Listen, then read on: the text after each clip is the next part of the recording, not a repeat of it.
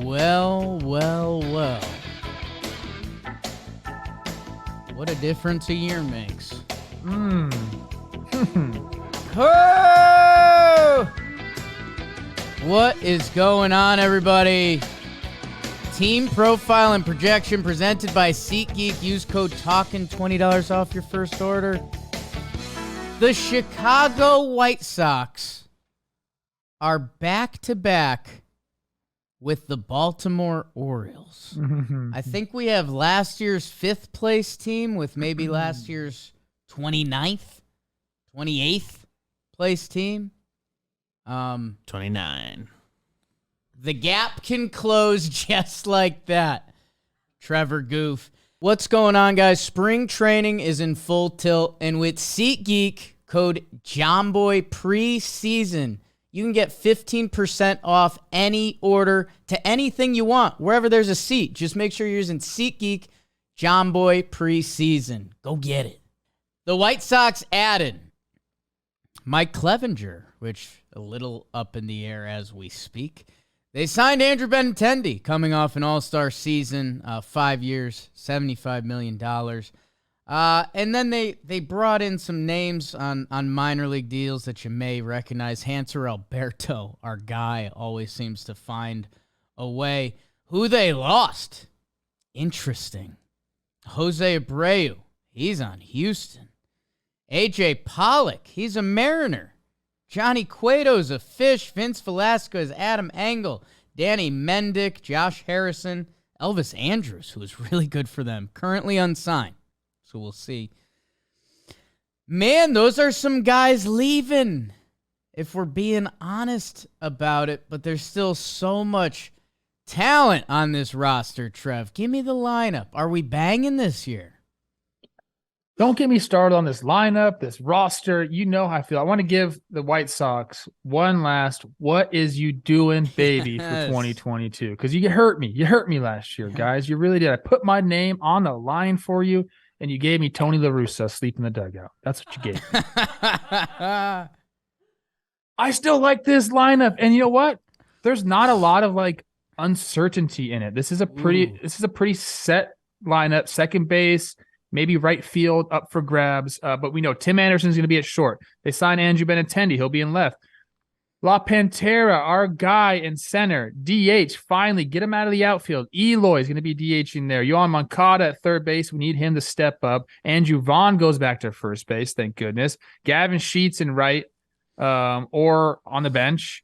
Yasmani Grandal will be catching. And now the two spots I'm talking about, Romy Gonzalez will be there most likely at second base to start the year.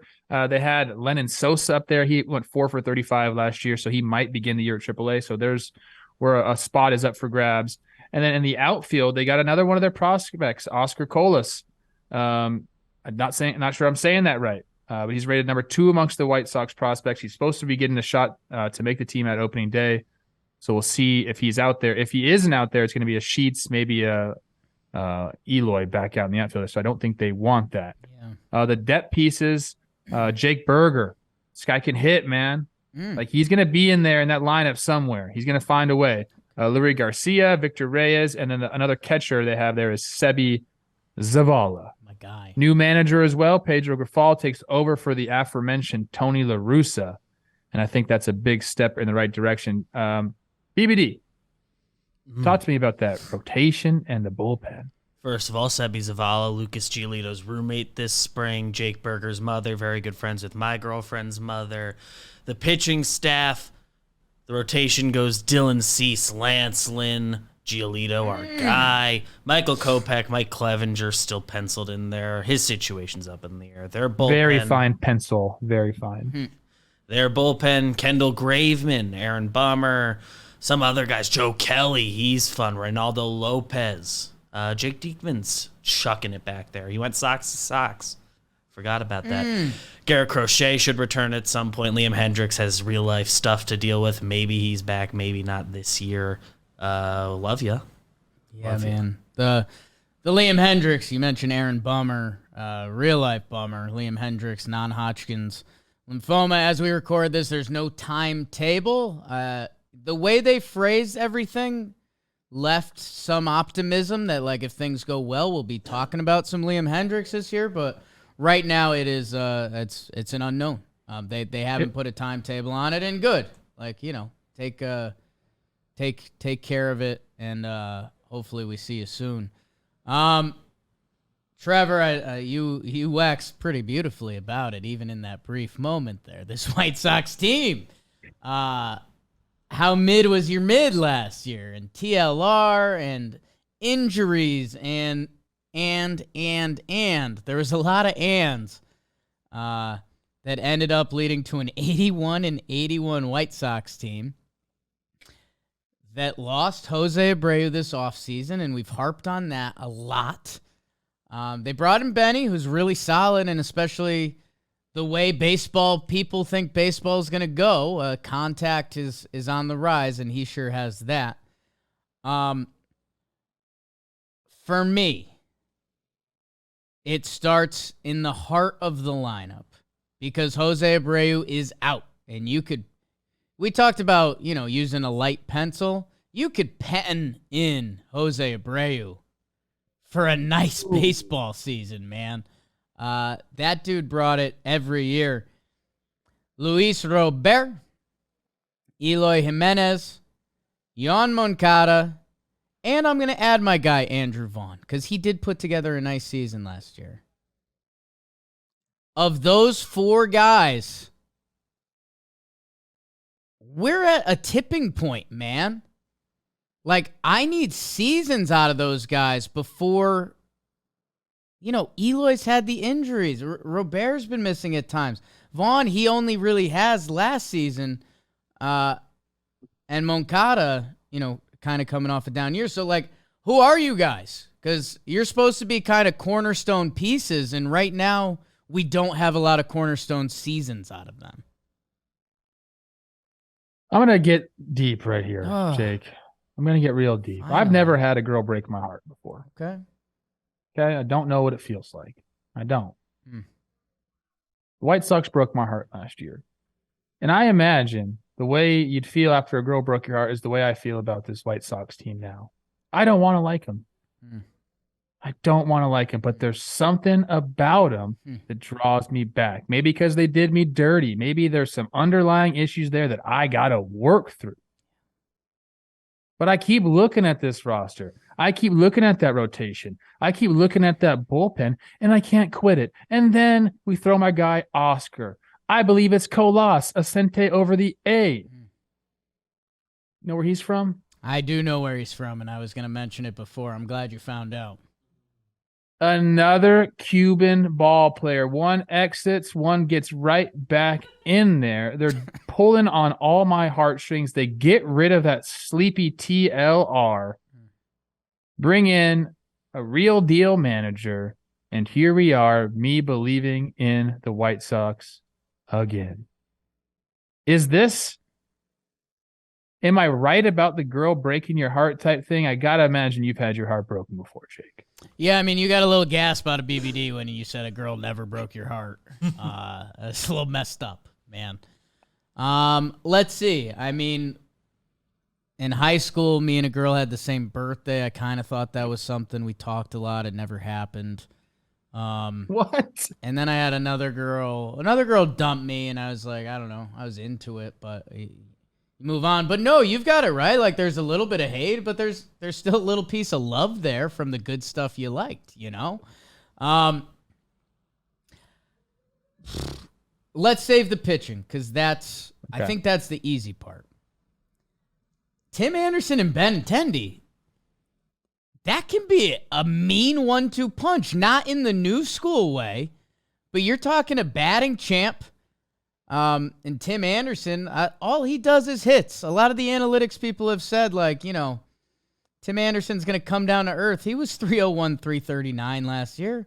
The OPS wasn't through the roof. Guess what? I don't really care. He missed a chunk of last season.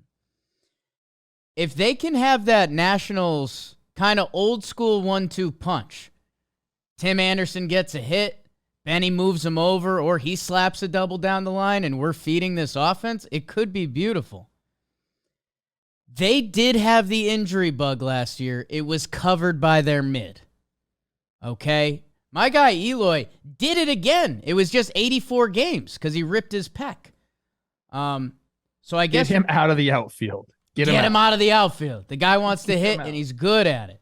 So now my eyes are turning to Robert and Moncada. Moncada to bounce back, Robert to put together that full season that we've kind of been waiting for.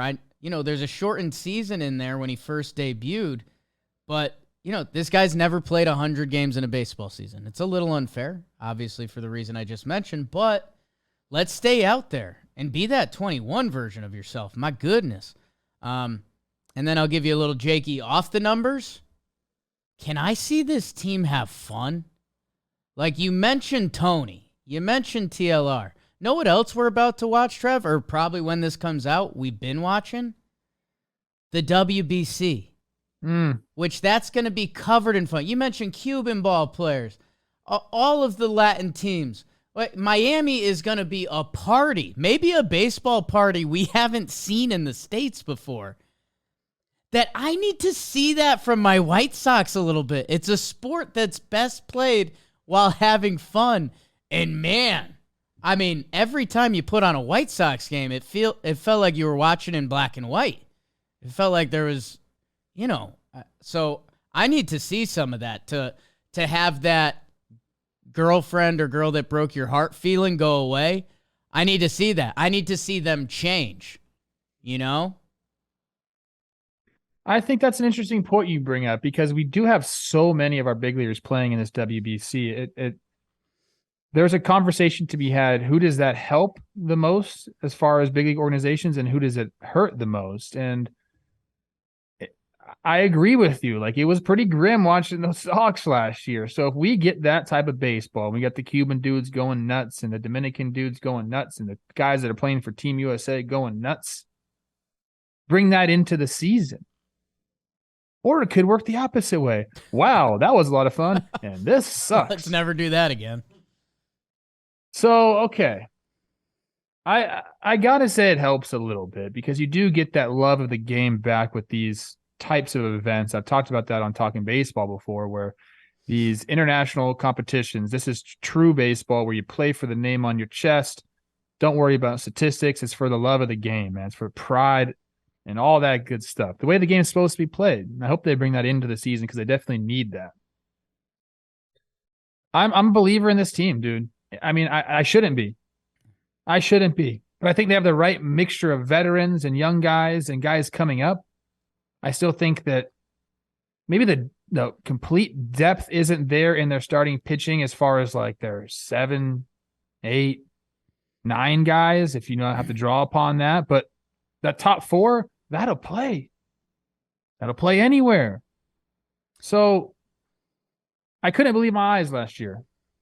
And my brain is telling me, bro, that was an abomination and you shouldn't believe in these guys.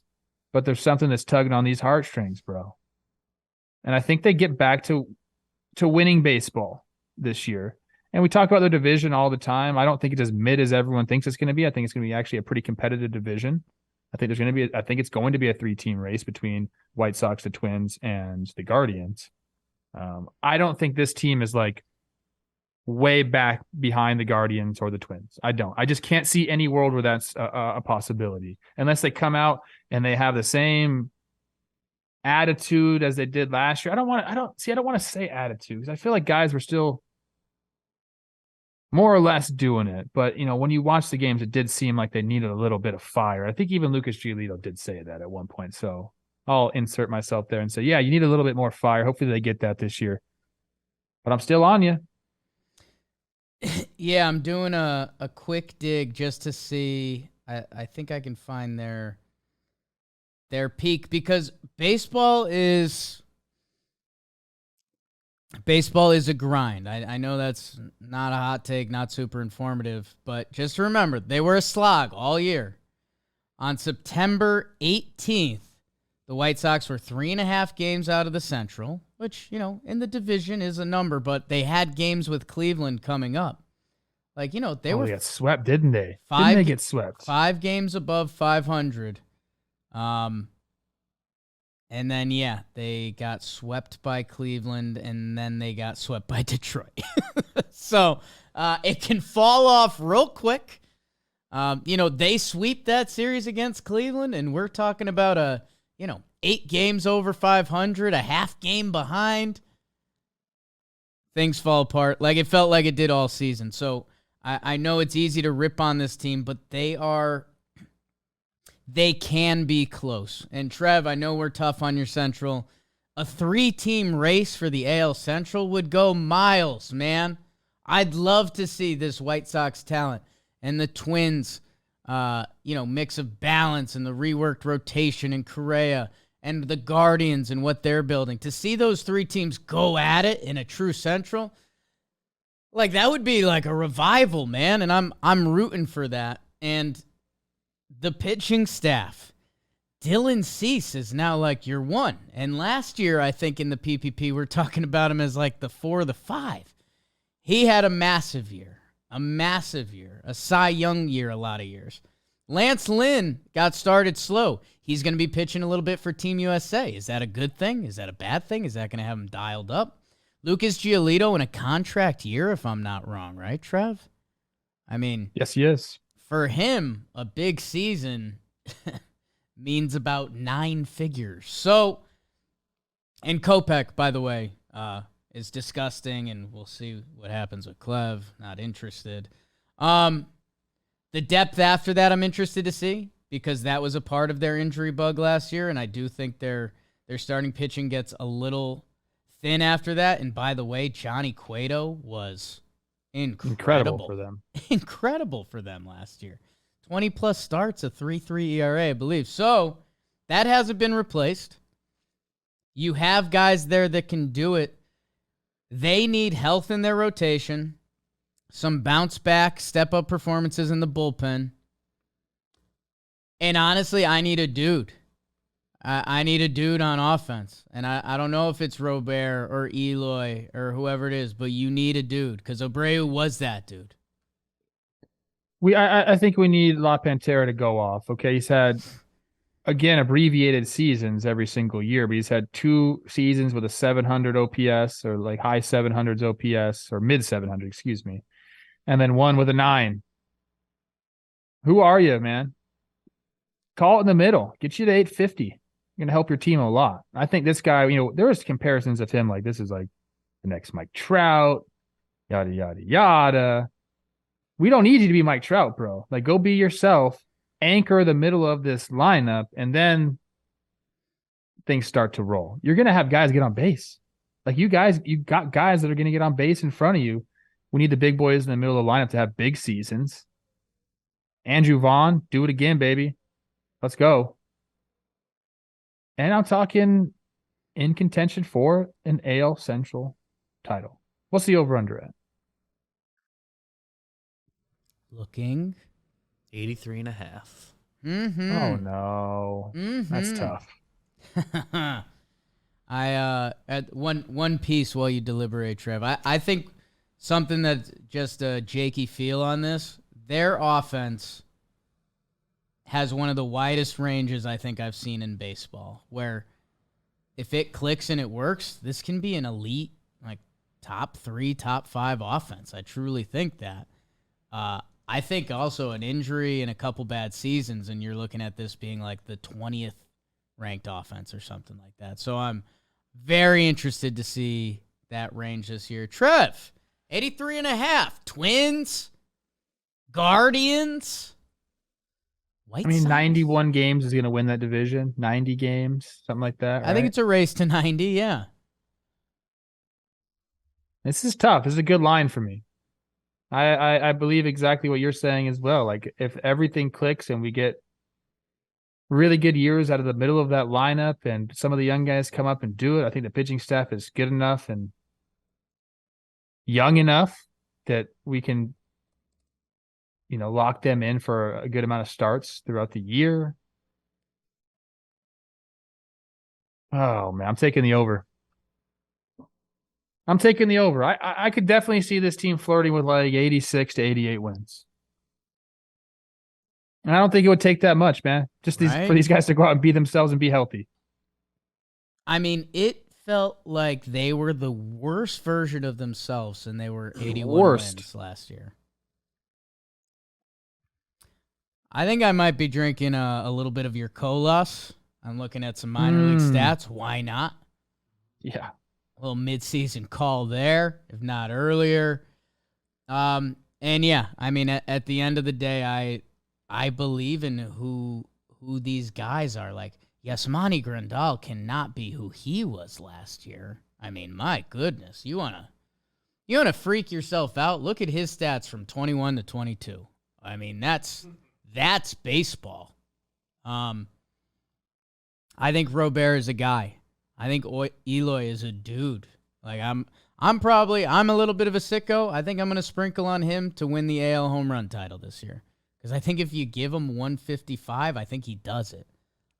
That's just been the question. The rotation talent is there.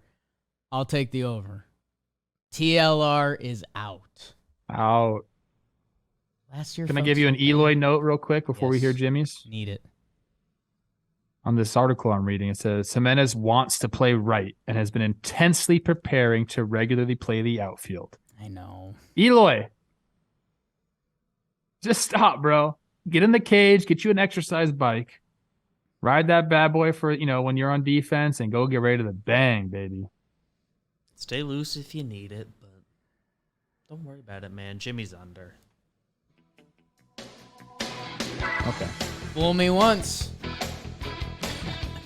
We both went running back to that girl. We did, I'm telling you. Maybe I need to get my heart broken. It's too late now. My heart gets broken now. It'd be too. At this point, man, I don't think you want that. Was Olivia. I love you, baby. I don't think you want that. How could you break this heart? Great point. White Sox did.